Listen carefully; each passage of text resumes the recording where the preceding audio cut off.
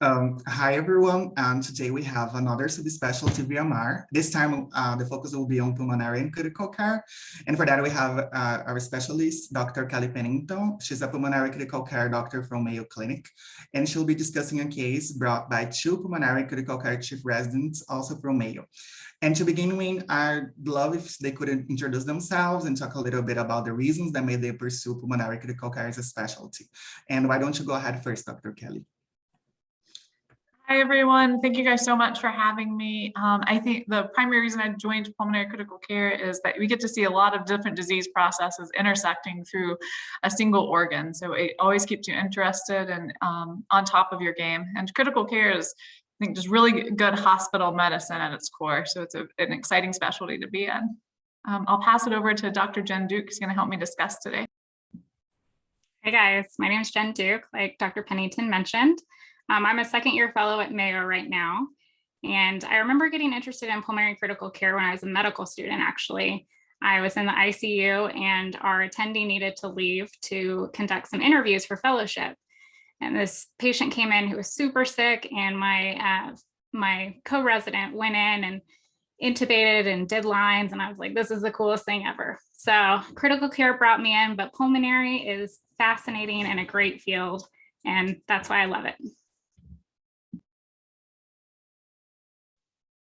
Everyone, I'm Kathryn Del Valle. I'm one of the other chief fellows here at Mayo with Jenn and Dr. Pennington, who's on staff. And I also love critical care. I think the simplest way that I've had it summed up to me, and I think is very accurate, is that critical care is like internal medicine on steroids. So it's the like most exciting version of everything in internal medicine. So I love that. And I also love the complexity of pulmonary. I think some of the pulmonary diseases are some of the most fascinating and challenging diseases you will find in medicine, and I really love it. So I'm totally biased, but I think it's the best specialty.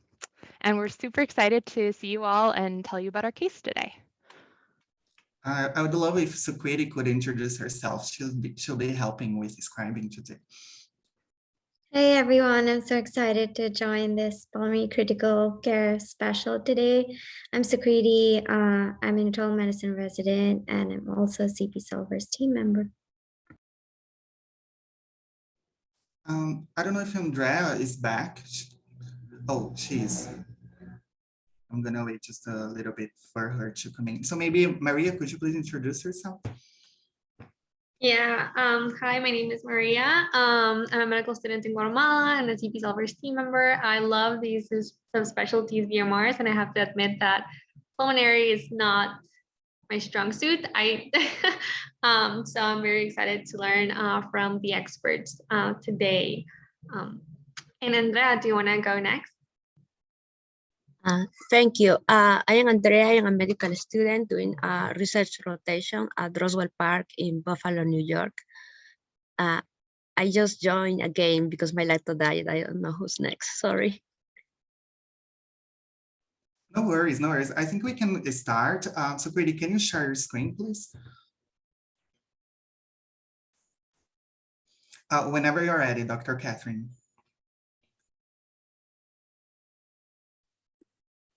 So can you guys hear me all good? Perfect. So just as a clinical note about our case, I just wanted to make clear we did change a few patient details to protect patients' identity and privacy. So just so you, there's a little disclaimer at the front. So our case is a 72-year-old patient, a never smoker with a history of hemolytic anemia, already on steroids and rituximab for that, and they presented with shortness of breath. So a little bit of background history. The patient was diagnosed with the Coombs negative hemolytic anemia after presenting with some AFib and fecal occult blood testing positive a couple months before this current episode. CT and upper endoscopy were unrevealing and ultimately was diagnosed with this hemolytic anemia. And as part of that whole evaluation, the patient also underwent a CT chest 2 months ago, which showed some fibrotic changes and a right pleural effusion, as well as a cavitary peripheral lung mass. Give you a moment to type. Perfect. So then we get to kind of the present. So at this point, the patient presented to the ED in the midst of kind of this ongoing complicated workup with acute shortness of breath, and they had been breathless for several months, but it just got to the point where they couldn't tolerate it anymore and were too dyspneic to kind of go on at home. So presented to the ED. No fevers, no chills, no night sweats. And I think at this point, I can give you a little bit more past medical history if that works. So atrial fibrillation, already on warfarin, hypertension, type 2 diabetes, stage 3 CKD, the autoimmune hemolytic anemia, like I mentioned, and importantly, no prior history of lung disease. Surgical history, patient had an appendectomy and a tonsillectomy. And social history-wise, really not much. Never smoker, no alcohol or drug use, retired professor, lives with the spouse and is a primary caregiver to the spouse, and really no unusual occupational exposures or exciting travel or anything like that. No family history of lung disease or anything else of note either.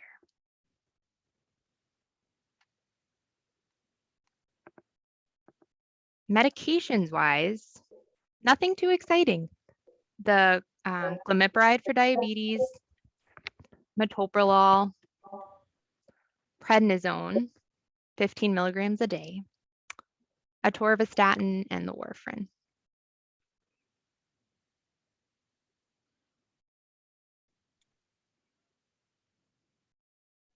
Wow, so much information to unpack. Why don't you go, Dr. Kelly, and through your eyes as a specialist, what would you think about this piece of information?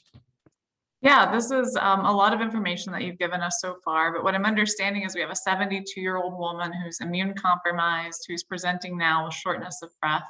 That sounds like it's more abrupt in onset currently, and although it's been worsening over the past several months. Part of your history that you gave me said that she had a cavitary lung lesion that had been identified in the background of maybe some fibrotic changes. So given that, it sounds like she does have potentially underlying structural lung disease. Whether or not that's been diagnosed yet or not remains to be seen. However, when I hear of someone presenting to the emergency department with acute on chronic shortness of breath, our differential is broad. It does not encompass just pulmonary disorders. So not all shortness of breath is caused by the lungs, although in this patient, I'm assuming that that's going to be the case, given the details that you've given us in terms of her underlying lung disease or her initial presentation 2 months ago. But things to consider, of course, are cardiac causes, in addition to pulmonary causes. And then, of course, with her anemia, you would also want to include hematologic causes. Could her anemia be progressing, and that's what's causing her to feel more short of breath? Things that I would be considering now is I think it would be important to get a little bit more information from the patient. Is there anything that's aggravating or alleviating the shortness of breath? What seems to be making it better or worse, and why she's presenting exactly tonight from the emergency department? Right now, I feel that our differential diagnosis is probably twofold. What's the reason for the acute onset shortness of breath versus what is the cause of this underlying lung disease and the cavitary lung mass that we had? Dr. Duke, anything else that you would add to that? Yeah, I think those are excellent points. I think someone mentioned in the chat a bit, but the fact that she's on Rituxan and steroids is pretty important. I think in this age where immunotherapy is used a lot for other indications, it's always something to keep on the forefront of our mind. All of those general reasons that Dr. Pennington mentioned are absolutely important, but we are dealing with an immunosuppressed patient. And that can take a different form depending on the patient's backstory. So, if they have HIV or if they have a transplant or something to that, if in their history, those are things that you'd also want to highlight at this beginning point, because these patients can get sick really quickly. And so having a high concern for something related to the immunosuppression at the beginning, I think is an important point to make. And I think it's important to note too that patients who are immune suppressed are not going to present with the normal signs of pneumonia. So no fevers or chills doesn't mean that this isn't infectious in our immunocompromised host. Someone is asking on the chat if this patient is still on rituximab and if the cough is productive, and also where the patient is from. Patient is still on rituximab. The cough was not productive as far as we knew. And the patient is from the upper Midwest in the US and has lived their whole life there. Just a curiosity, does this information change your differential somehow? I think the geographic location of the patient certainly does, especially in our immunosuppressed patients. You always worry about, especially if they have this background that we sort of know nebulously right now is a cavitary lung lesion.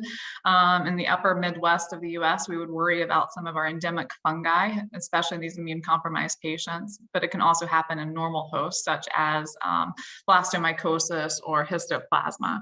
So geographic location is helpful. The non-productive cough, I think could be helpful in that that would be more consistent with probably a non-infectious cause, or at least a non-bacterial cause. Most of our patients with a bacterial pneumonia are usually going to have a productive cough, but that's not a hard and true line that I would judge by. I think this actually might be a good moment to talk about cavitary lung lesions just a little bit more. Is that all right with you all?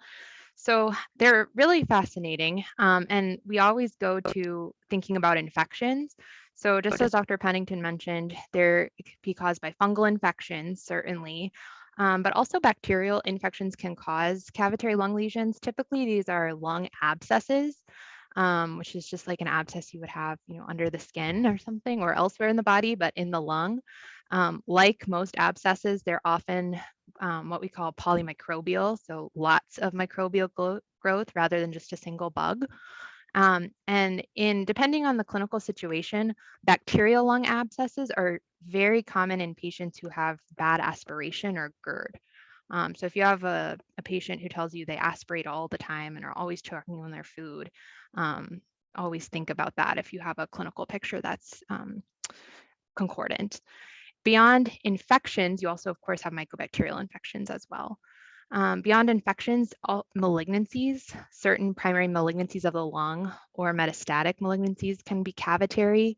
And also kind of the oddballs, which sometimes are the most fascinating as a pulmonologist, are the non-infectious, non-malignant cavitary lung lesions, which could be caused by autoimmune disorders or things like sarcoidosis, rheumatoid arthritis causing rheumatoid nodules, vasculitis, specifically granulomatosis with polyangiitis, formerly known as Wegener's, no longer known as Wegener's, but that can sometimes cause cavitary lesions as well. So if you see a cavitary lung lesion on chest x-ray or CT scan, keep your differential broad and make sure you got a super thorough history. And I think just to point out as a pearl that the most common primary lung cancer that'll present as a cavitary lesion is a squamous cell carcinoma. So if you see that, you sort of know that that's the leading differential going into it is a non-small cell, usually squamous cell carcinoma. We always learn for like steps and tests that, for example, squamous cell carcinoma tends to be like central and other lesions peripheral. Does this actually happen, or it's like a general rule? Like anything, nothing has to follow the textbook. They do tend to be more central. Adenocarcinomas tend to be more peripheral, but you always need tissue to get the correct answer. Small cells tend to be the most central. Please go ahead, Dr. Kathryn. Awesome. So I think we're in the exam. So just as a reminder, this lady is presenting. This is her initial ED, emergency department eval. So temperature was 36.5, heart rate was 123, blood pressure 132/75, respiratory rate was a little bit elevated at 32, and she was at an SpO2 of 96% on 2 liters by a nasal cannula. In terms of general appearance, she appeared ill. She had some dyspnea even with speaking when you were getting a history. Her heart rate was irregularly irregular, but she didn't have any new murmurs, and she was noted to have some JVP elevation. In the lungs, she had absent breath sounds on the right and crackles appreciated over the left base of the lung. And her extremities showed 1 to 2 plus edema. There wasn't anything focal on the remainder of her abdominal neuro or other exam. No rashes. Yeah, so I think based on this examination, the concerning thing is that we have a patient who previously was not hypoxemic, who's now requiring what I'm assuming is 2 liters to maintain saturations at rest.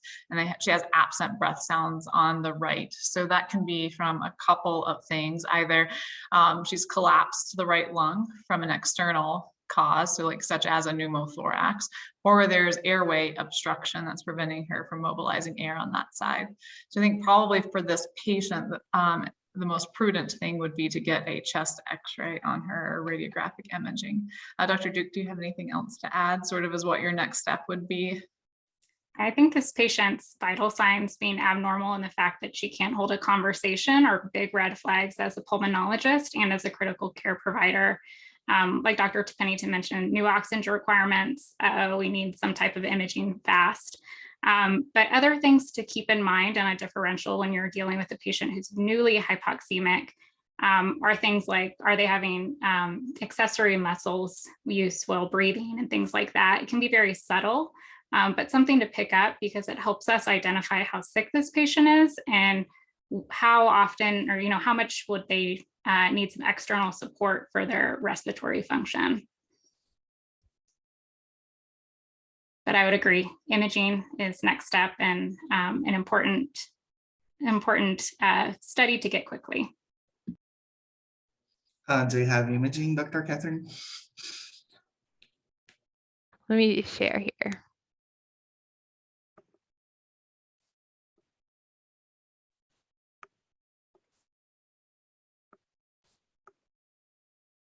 Are you all seeing that? Almost. Okay. Perfect. Thanks for the chest x-ray, Kathryn. So when you look at this, you can automatically tell that this is an abnormal chest x-ray, but it's still important so that you don't miss anything to go through this in a systematic way. Some people can go from outside in, so starting at the soft tissue and moving inward to make sure that everything is identified. The other thing that you can do is the ABCDE, which is what I use. So the first thing I look at is the airway. So this patient's trachea appears to be midline.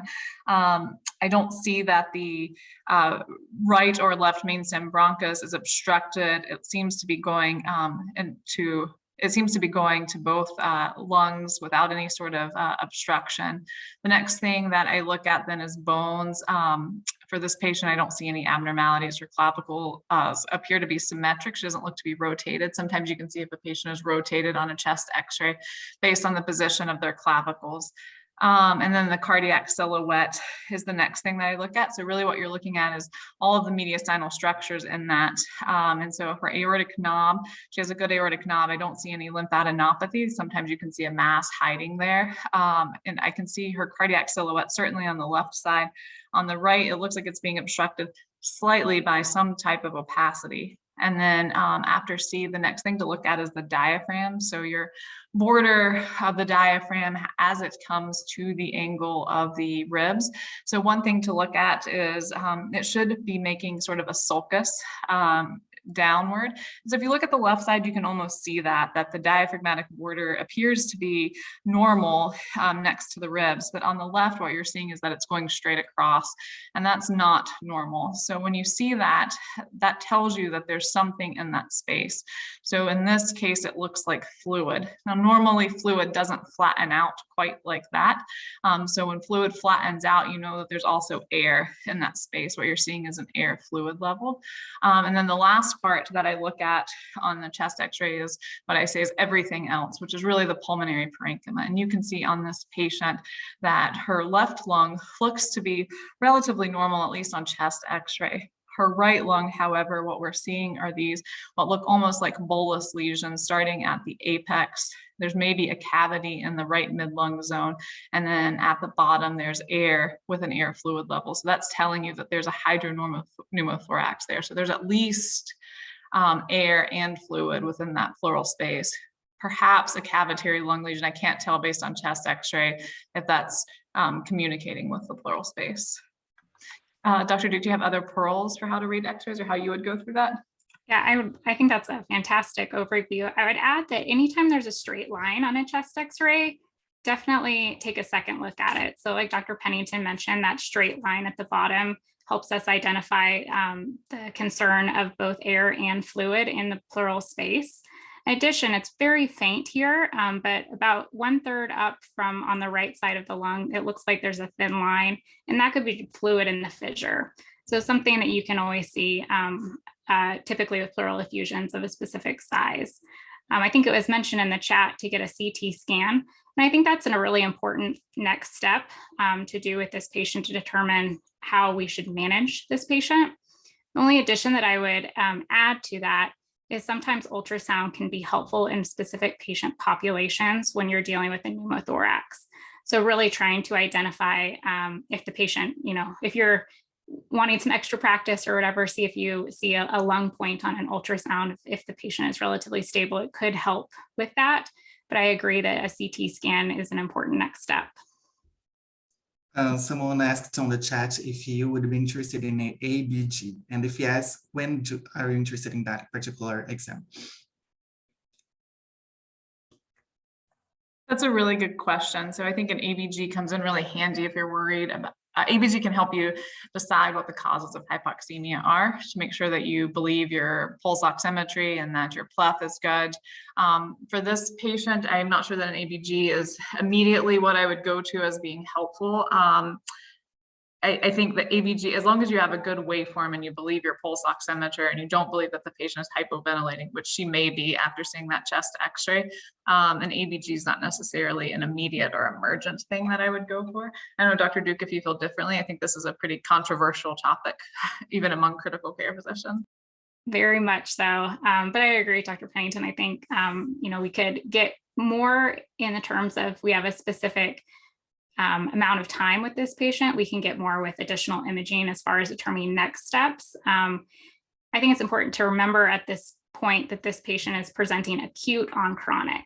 So we need to handle the acute issues of her hypoxemia, and then we likely have to identify some of the inciting agents of why this course actually happened later on once the patient is stable. Please go ahead, Dr. Kathryn. Well, we do have a few labs and we also have a CT. So I think maybe we can do the basic labs first and then get to the CT, just so we don't lose track of anything. So in terms of her basic labs, so the hemoglobin was 9.5, white blood cell count was 13.6, platelet count was 280. The sodium was 131, the potassium was 5.4, chloride was 95, bicarb was 20, BUN was 43, and creatinine was 1.85. And glucose was normal, it was 105. And on differential for the cell count, it was neutrophilic predominant, so a left shift. And then I think we can get straight to the imaging. Kathryn, do you know if this hemoglobin was around her baseline given this hemolytic anemia? I think so. I don't think it was a big drop from at least the last couple of months. I think she had been between 9 and 11. Yeah, sometimes with cavitary lesions, we see things like hemoptysis that the patient's presenting with. And assuming we have the full story, that's not something that necessarily needs to be up in front of our minds at the beginning, but definitely with anemia and some of the past things that she presented with, it's important to know whether these lab abnormalities are things that have been present in the past and what's more acute. Definitely. I think there was a question in the chat too, a differential. So it was neutrophilic predominant. but otherwise it was a normal differential. There was no eosinophilia or anything like that. And this low bicarb. Okay. All right. Well, I think I can screen share to show the CT cuts which we got.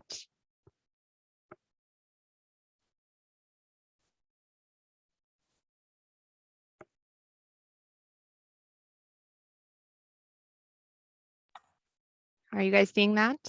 Yes, we are. Thank you. I just want to add, I saw the comment in the chat about the low CO2 or the low bicarb being suggestive of hyperventilation. Not necessarily. This patient also has chronic kidney disease, so her low CO2 could be a reflection of her chronic renal failure. However, you're correct in that a VBG could help sort that out, but I would still suggest that that's probably not acutely helpful in management, especially if she's hyperventilating, not hypoventilating. So the CT scan is a mess looking at it. So what we're seeing is, first we'll take a look at her left lung parenchyma. So that's going to be on the right-hand side of your screen. What we can see is that she has some ground glass opacities towards the anterior of her lung, even in what we would presume to be the normal lung here. And the reason that I would call that ground glass opacity in the anterior of the lung rather than consolidation is that by definition, you can see the airways and the vascular structures through the opacity. So consolidation, you can't see small airways or vascular structures through it. And because this is gray, more shadowy, and that you can see those structures, that's what makes that ground glass opacity. The other side, it's getting, in the second image, it's getting a little bit more cut off, but what I see is more what looks like ground glass opacities there, maybe some reticulation at the periphery of the lung. So basically what that looks like is someone is taking chalk and outlining the lobular, the primary lobular pulmonary unit from the outside in. And so when you see those reticular changes, it always makes you think that there's underlying fibrosis or some fibrotic changes in the lungs. And I think Kathryn alluded to that earlier when she said the right lung cavitary lesion was identified. So then kind of the meat of the CT scan, which is sort of, we're looking at what we call lung windows. So we're really not in a position to be able to comment on these mediastinal structures, but looking at the left side of the screen or her right lung, what you're seeing is these black holes, and that's air. And what it looks like, I don't see any lung tissue more towards the periphery of that. So it looks like this is all in the pleural space. It looks like based on this, that middle lesion that we're seeing, or the one in the center, if you're looking at the left-hand image, is probably that prior cavity that has been identified. And the reason I think that is it looks like there's almost a rind around that lesion, but it looks like now that that's actually in communication with the pleural space. So that is probably how she has developed this hydropneumothorax. And she also has a little bit of subcutaneous emphysema that you can see on the right-hand image towards the anterior aspect of the screen. I know, Dr. Duke, if you have other pearls or tips on reading a CT scan of the chest, this one is very abnormal, which I think all of you would be able to pick up on. Yeah, I think our eyes immediately go to that right side, right, with all the abnormalities. But anytime we're dealing with a pneumothorax specifically, it's always important to look at the left side as well, because how we typically determine or think about pneumothorax is we separate them into primary and secondary.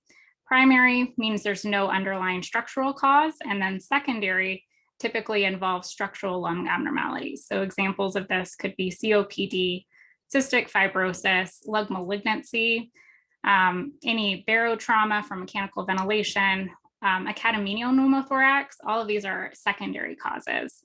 And the management, is guided by kind of 4 different groups with different guidelines. And the big thing to highlight is this patient stable or not? So if this patient is unstable, then we need to do needle decompression relatively quickly or get a tube in as fast as possible. The definition of stability is put out by the American College of Chest Physicians, and they really need to have all of the following definitions of stability. And that's with respiratory rate that's low, heart rate that's between 60 and 120, normal blood pressure, normal oxygen greater than 90% on room air, and the ability to speak in whole sentences. So those are kind of the different things that we think about when we assess, is this patient stable or not?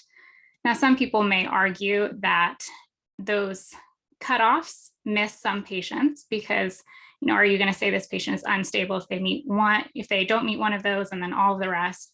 Regardless, I think it's important to look at the patient as a whole as you think through these next steps. And so automatically looking at this image, I'm thinking, you know, this patient is starting to exhibit signs that are concerning to me that we talked about in the previous vital signs section. And I need to get a tube in this pleural space to allow that lung the possibility to re-expand. Looking at a CT scan, you see that this lung is not completely away from the chest wall. And so just when we think about next steps, this is a little bit more complicated of a procedure. And so making sure we talk to all the team members involved. So sometimes interventional radiology is really important to get on board when you see such a complicated pleural space in a patient that's not doing well. I think there was a good point brought up in the chat. Someone alluded to the fact that it looks like the heart or mediastinal structures haven't shifted at all in this patient. I think that's good to understand the radiographic signs of tension. So if you see shifting of the mediastinal structures, that's a sign that this is under tension, and that may make you decompress this or get a tube in someone quicker rather than later. So this patient's, the reason her mediastinal structures aren't shifted could be two things. Either one, that she has fibrotic lung tissue that's preventing total collapse of that lung, or two, that this is a loculated and chronic process that's been evolving over several weeks. Someone asks on the chat, sorry, can silicosis also look like this? Yeah, that's a good question. So silicosis is more commonly going to be a micronodular process that usually involves the upper lobes greater than the lower lobes. The differential diagnosis for silicosis would really be primary sarcoidosis. You wouldn't normally see cavitary lung lesions like this caused by silicosis. But to the fibrotic process that we're seeing on the other side, what we were seeing on the left lung, what you'd be more looking at for silicosis, you could still see those fibrotic changes, the reticular changes that we talked about. But the other things that you would see would be a central lobular micronodular infiltrate, upper lung zone more so than lower lung zone.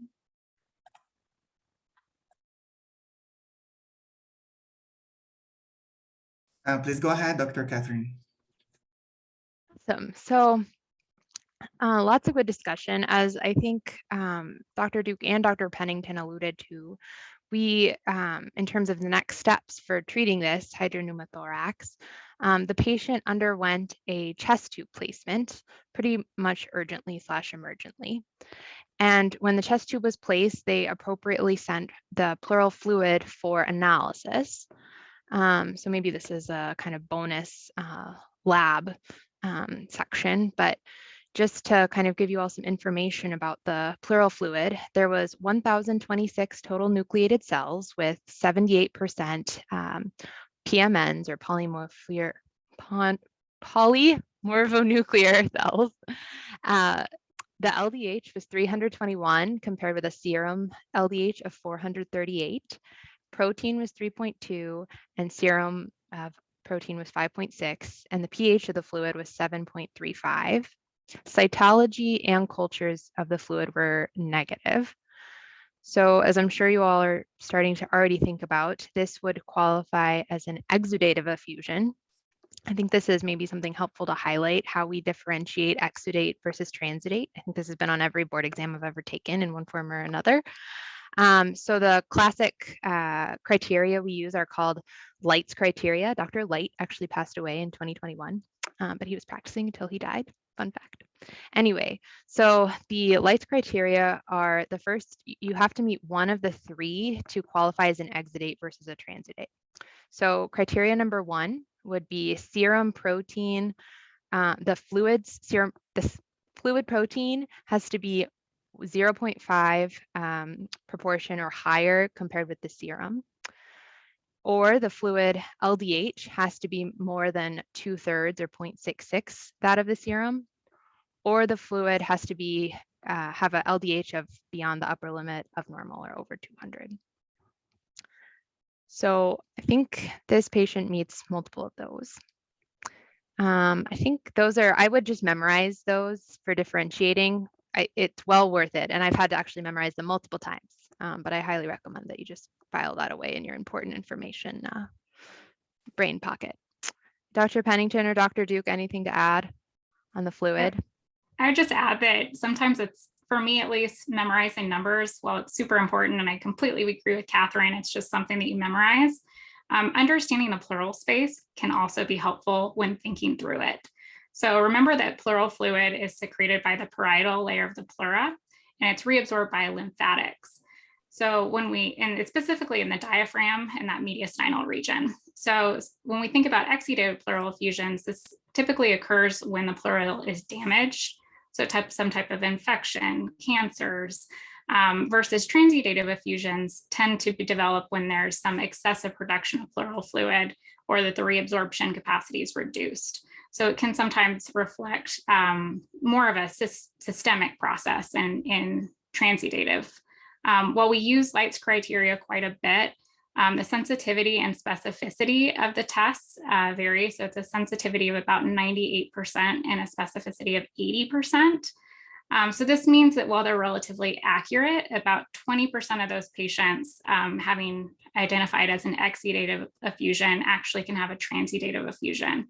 And so you may hear on the wards different groups bring up different things that they've checked in the pleural fluid. So things like cholesterol and albumin and different things like that. And those are always things that you can reference back and see, do those additional studies support what was found in the Light's criteria as helping you think through some of those different possibilities for why the fusion exists.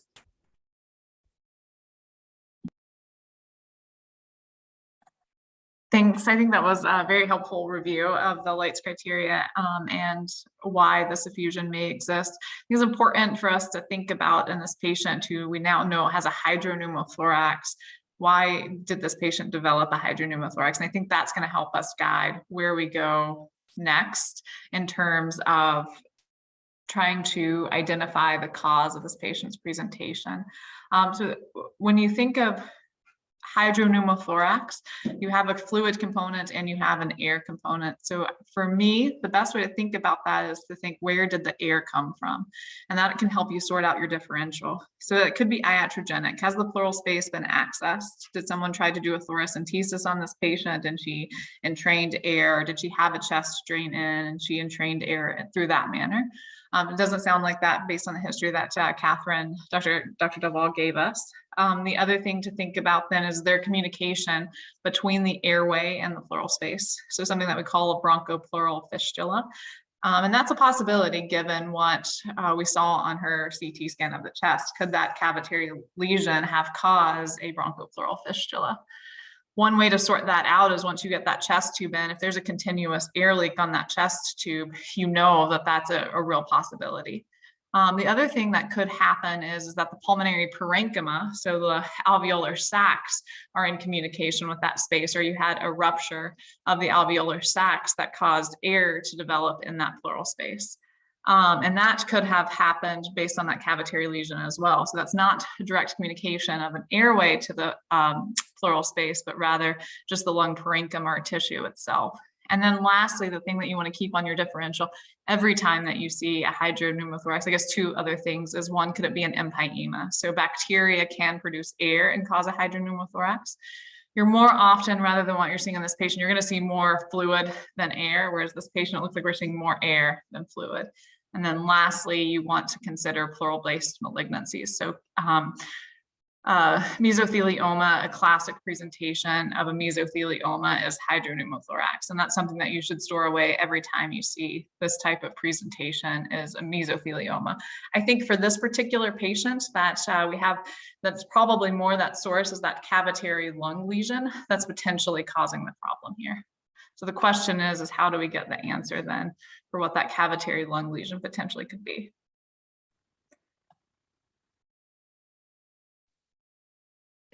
So, excellent segue. Next steps in this case, we did a pretty extensive autoimmune and infectious workup. So all the autoimmune studies were unrevealing. ESR was elevated at 71, and upper limit of normal for that is around 29, so it was elevated. None of the other fungal studies or bacterial studies were specific, and so we really didn't have a great answer. So in this situation, we actually moved towards fine needle aspiration biopsy of the cavitary mass itself, and it showed acute inflammation, necrosis, and pauciseptate fungal hyphae. Taken together, the pathology interpretation of this was actually mucormycosis. So fungal infection, maybe not one that we think about as often, but definitely one to be worried about. And I guess, Dr. Pennington, do you want to talk about mucormycosis a bit more now, or should we finish out the case presentation? What do you all think? We can talk about it a little bit now. So this is a very unusual presentation. I think probably as a medical student or resident, I always thought of mucormycosis as being more of a sinonasal disease that we would see in patients with poorly controlled diabetes or on our leukemia wards. I think more commonly, as we're starting to see more and more immune suppression used in patients for autoimmune conditions or even structural lung diseases, pulmonary mucor is something that we see relatively commonly within our subspecialty practice. Pulmonary mucor is very difficult to treat. It's more common in patients who are immunosuppressed, predominantly in patients who have uncontrolled diabetes or who are on steroids, both of which this patient had, which could have increased her risk factors.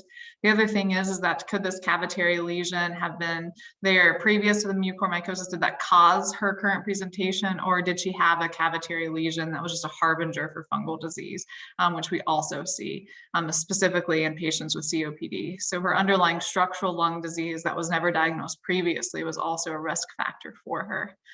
Just like with sino-orbital mucormycosis, the predominant treatment is going to be surgical debridement. And the reason for that is that we cannot get high enough concentrations of antifungal medications within this necrotic pulmonary tissue to actually be effective against the disease.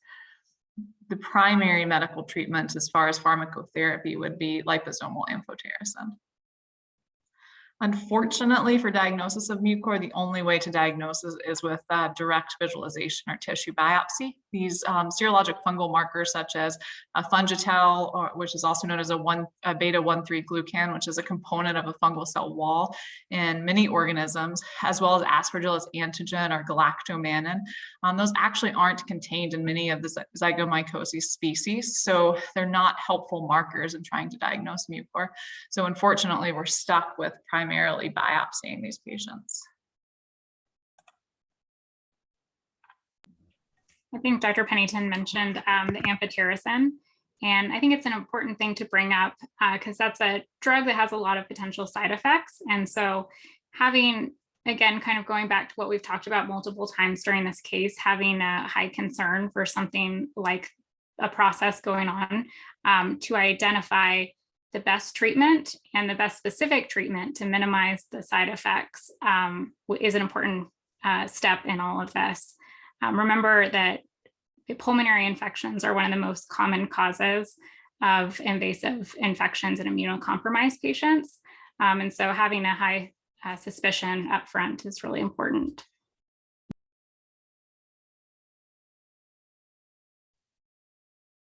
So I think we're almost kind of wrapped up here. As was mentioned, the treatment mainstay in terms of therapy is amphotericin, which our patient did receive.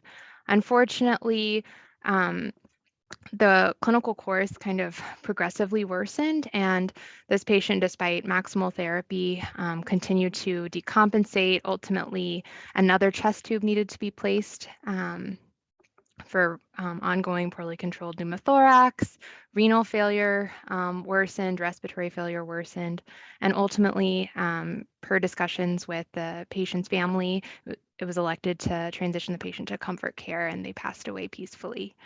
So unfortunate outcome, but definitely a really interesting case and lots to learn about, as we've already talked about quite a few things. Just add that sometimes these patients can be so sick that biopsy is not really an option.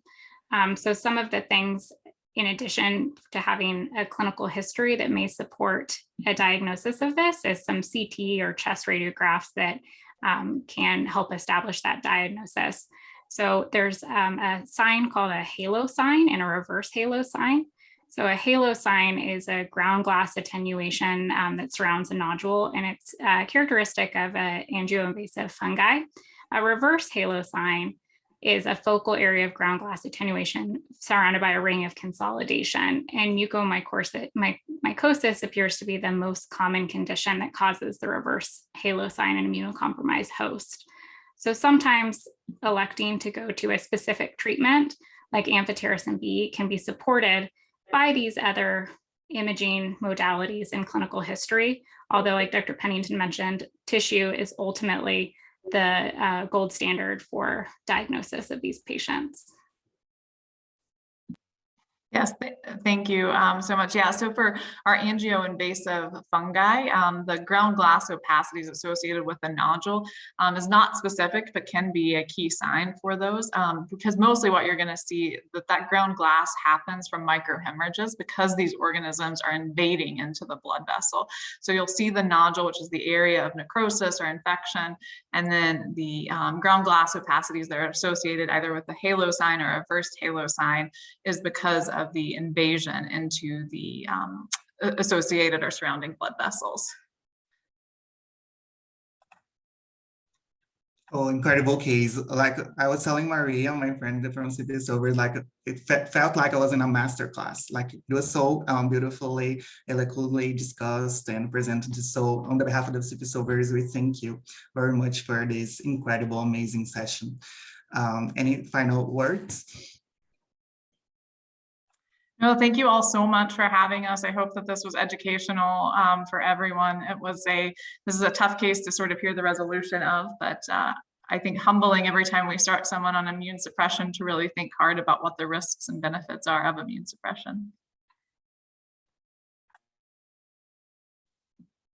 Thank you so much for having us in the wonderful chat discussion, and we really enjoyed it. So thank you. And I hope you all become future pulmonary critical care physicians. That was really our goal today, was to convert you all. So exactly. Thank you so much for having us. So now I'll pass the mic to Andrea to finish with the teaching points. Thank you. So we started with a patient with shortness of breath, and maybe because we are in a pulmonology specialty, we may be a VMR, we may think about lung, but always think about the heart and hematology causes. In patients that are immunosuppressed, they won't present with common signs of pneumonia like chill or fever. And always, when you see a cavitary lung lesion, you think about infection, like could be fungi, polymicrobial accesses, like that one that is common in patients who aspirate, or mycobacteria. Malignancy like squamous cell carcinoma, sarcoidosis, rheumatoid arthritis, or granulomatosis with cholangitis. Because the patient didn't have a breath sounds, we think about maybe that lung was collapsed or there was airway restriction. I really like this mnemonic to read the X-ray because I never know where to start. So it's A for airway, B for bones, C for cardiac silhouette, D for diaphragm, and E for everything else. According to CHEST, the College of Chest Physicians, the definition of stable is a patient that has a respiratory rate lower than 24, a heart rate 60 to 120, oxygen saturation greater than 90, blood pressure greater than 90/60, and able to complete full sentences. And also we learned that differential diagnosis of silicosis is sarcoidosis. And we reviewed the light criteria, but it's important to know also the sensitivity and specificity. Sensitivity is 98 and specificity is 80%. And when we see a hydropneumothorax, we think about pleural fistula, iatrogenic cause, rupture of the alveolar sac, empyema because the bacteria can create this air, malignancy, especially mesothelioma. And normally in the steps and when we read in medical school, it's always they always say mucormycosis is a sinonasal orbital disease in patients with diabetes mellitus, but now there are many patients immunosuppression, they can present with pulmonary mucor. And the best way to diagnose is with biopsy, and treatment is surgical debridement and liposomal amphotericin. And I didn't know about this reversed allosine. Is a central ground glass opacity surrounded by denser air, and this is a common size of mucormycosis. Thank you very much. Thank you, everyone. Thank you. We really enjoyed this session. See you. Bye. You all. Bye-bye. Thank you.